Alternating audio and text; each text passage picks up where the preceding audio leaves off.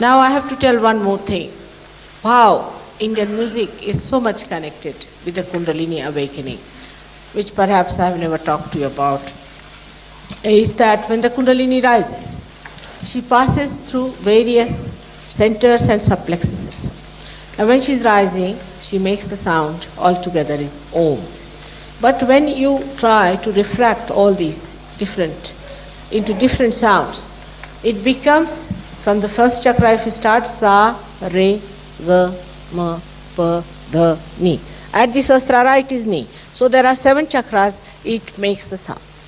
Now when the Kundalini rises, she has to pass through all these subplexuses. Now as you know, there is, the first center has got 4 subplexuses. So the Tala is built on 4. Then you have 6 plexuses. We have a Tala on 6. Then it passes through the 10. So we have a Tala in 10. Then passes through 12. So we have a Tala of 12. Last of all is Shri Krishna. Shri Krishna's place where it has got 16 subplexuses. So it passes through 16 subplexuses. So you can imagine how it works out. At the time of Agya Chakra, as you know, it's only the 2 matras are there. So one has to play only on 2 matras, where you reduce everything to 2 matras. So far, I don't think Indian music has reached that stage where it just plays with 2 matras. It will be very difficult. But in the south, I think they play sometimes with 3 matras. It's something surprising, which is the Triguna, what we call the 3 matras. So that from 4 it becomes 2, and then in the Sahasrara it is 3.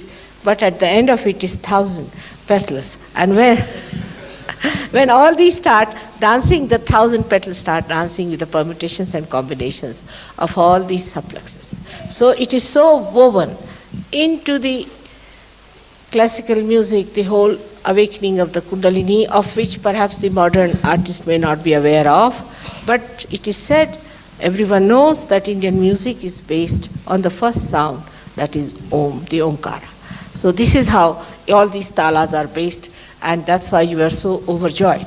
Though maybe you may not have understood the classical intricacies of the whole thing, but the whole thing was so spontaneous and elevating your Kundalini so well that it gave you the joy.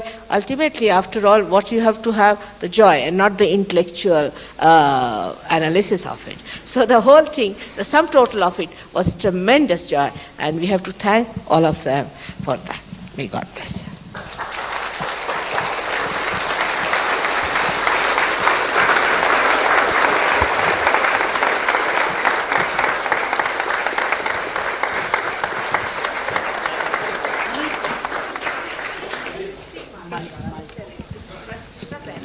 16 matras you know of Krishna's is divided into 2 halves. First half is the right side and the second half is the left side.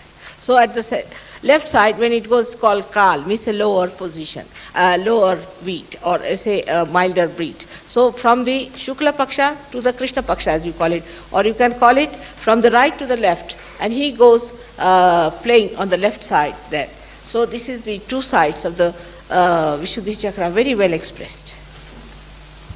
And the Ektala of 12 matras. We have Ektala of 12 matras. And that is, you know, is of the Shiva. Shiva has got 12 subplexuses. And that's how it is the 12 matras, and it's very, Ektala is a very solid thing like din, din.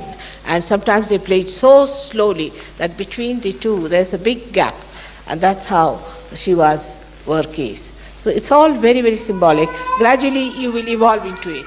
And you will see to it how Indian music is built around the basic primordial music. May God bless you.